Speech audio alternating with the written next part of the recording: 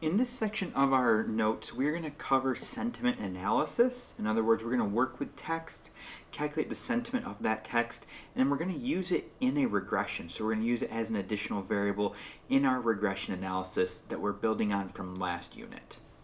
So with that, you'll notice there are quite a few libraries here. Many of them we haven't seen before. I'll just briefly touch on a couple before we go ahead and load those libraries.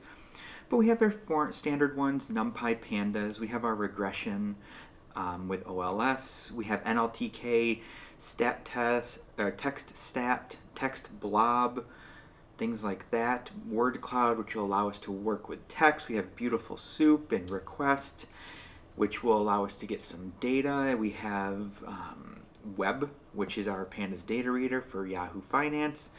And we have our graphing or matplotlib. So a lot of the libraries we've seen, a couple we haven't. If we can go ahead and run this.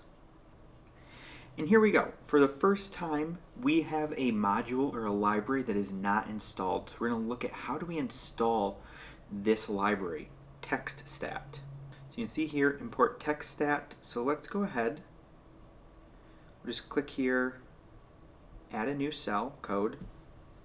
We'll say pip install TextStat, run this. There it goes, collecting, and it says it has successfully installed. So we can delete this.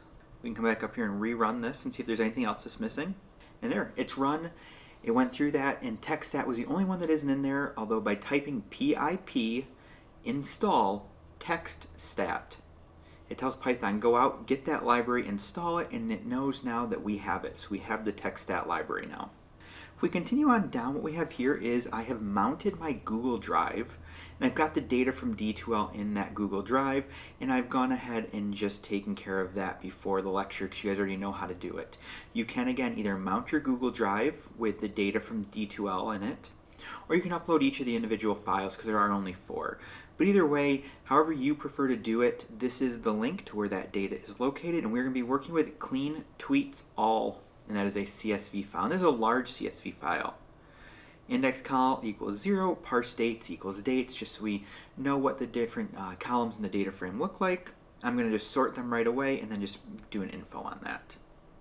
And that took a few seconds because it is a large file. You can see here, there are 1.6 million entries in this data set, so it is large. It takes a few minutes to come in.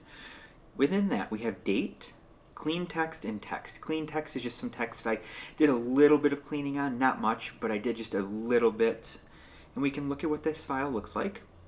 Here we go, we have date, clean text, and text.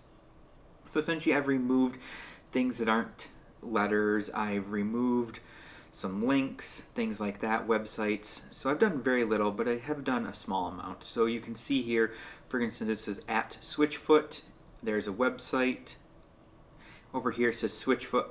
That is a bummer. You should have, and continues on. So again, some minimal work. I've removed some things that aren't English language, but if this were a real world scenario, you would want to do a lot more cleaning. It's well beyond the scope of this class. So we're going to work with clean text, but text is there just so you can kind of see what a minimal amount of cleaning has transformed the original text or the original tweet from, and what we have it as is in terms of clean.